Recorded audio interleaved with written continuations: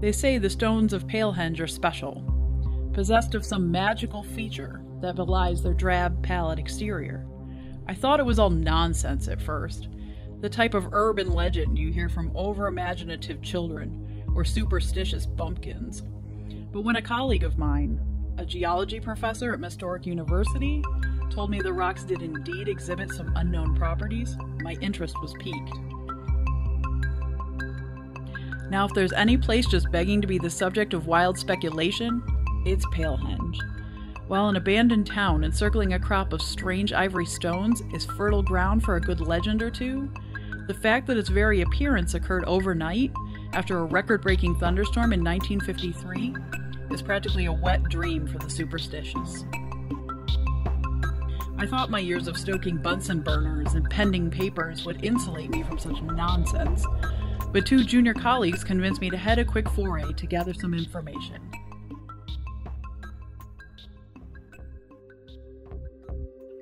Once we arrived in the dusty ghost town, we were immediately beset by a dreadful sense of awe.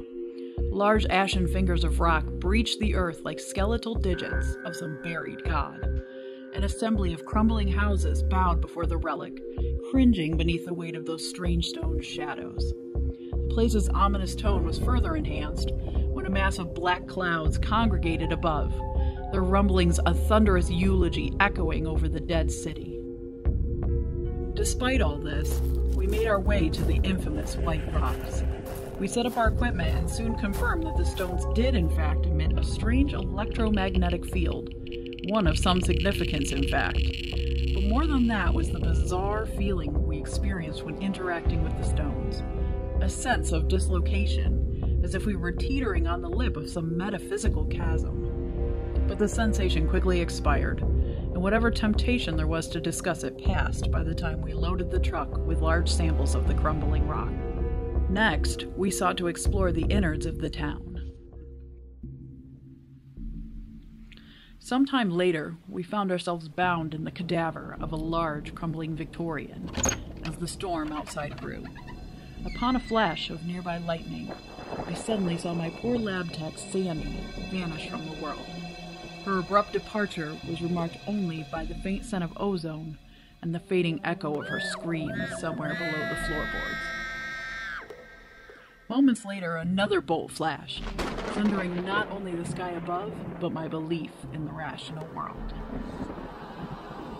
I was instantly somewhere else. Where once I was in the musty foyer of an abandoned home, I was now in its haunting parallel, the throat of a twisting hallway bedeviled by strange markings and motes of glowing dust. Andrew, my senior grad student, clasped my hand in his, an umbilical cord from which he could siphon enough grit to move forward. But a whip of lightning transported me back to the banal settings of our dilapidated shelter, severing his lifeline to whatever bravery I may have bestowed. The world seized again, and I watched as the soles of his boots were pulled into a small vent in the wall. I heard the choked murmurs of my fevered pupil fade into the distance. Whatever bravery I had must have gone with him. As a scream escaped the prison of my lungs, I ran through a labyrinth of hallways, stairs, and rooms, the whole time shifting back and forth between a deserted home and its doppelganger. Sounds and visions vacillated between prosaic and terrible. A gossamer breeze became a choir of screams. A chair became an awful assemblage of wriggling body parts, and windows became portals to dark new worlds. Palehenge, I realized, was no town at all, but the locus of a schizophrenic god mind left to haunt our world.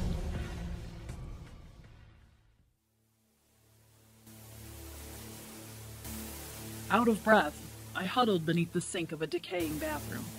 I was thankful for its dingy hospitality, as I knew at any moment it might shift into something outre and grotesque. I attempted to absorb as much of its mundanity as I could, collecting all its dull features into my mind, so that it might cushion my sanity enough to endure the next turn. It turns out I would need it. Reality flashed once again. Something was bathing. I saw the shower head first, which no longer sprayed water from evenly spaced holes, but wept tears from a bulbous group of darting eyes.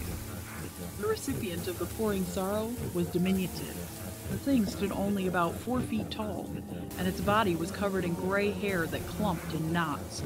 The creature's head was its most haunting feature, almost perfectly round and much too large for the rest of its body. Its features were pinched into cramped areas of the massive canvas of its face. The effect made its two beady eyes seem less bearable, and the mash of dull teeth protruding from its tiny grin all the more disturbing. I had to look away, and ended up fixating on the small river of salty misery that emptied into the drain next to me.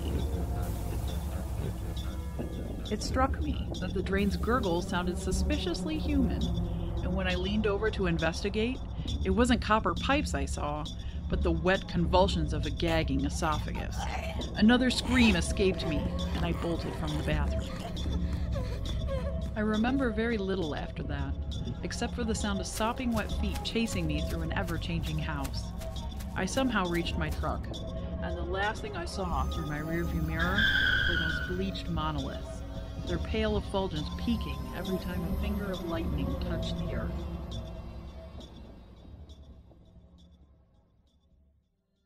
It appears it's not enough to leave the borders of Palehenge to escape the world's hiding within it. I think the stones are conduits, lithic bridges between this world and carnivorous others. Upon that first strike of lightning, the residuum of those devilish stones branded me, cursing me to balance upon the edges of my reality until I inevitably fall into another. Once branded, reality is fundamentally altered, regardless of physical location. All it takes is a storm, and a simple glass of water brought to your lips can become a soupy audience of glaring eyes. Or the path of an unassuming subway train can transform into an undulating gullet of something hungry and monstrous. There is no escape. In fact, I write this in the midst of a storm. I hope that my words, if indeed they are my last, might bear some fruit. Palehenge is not to be visited if you ever value your